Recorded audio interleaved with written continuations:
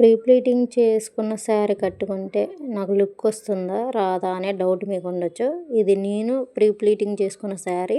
నేను puffy pleats పెట్టుకున్నాను. చూడండి, ఈవినింగ్ వరకు కూడా నా పఫీ ప్లీట్స్ అసలు పోలేదన్నమాట. నేను ఇప్పేంత వరకు కూడా అంతే కాన్స్టెంట్గా ఉన్నాయి. మీకు కూడా ఇలాంటి పఫీ ప్లీట్స్ కావాలంటే ఖమ్మంలో ఉన్న వాళ్ళకి నన్ను కాంటాక్ట్ అవ్వండి. ఇదైతే నేను డ్రేప్ చేసుకున్న శారీ అనమాట.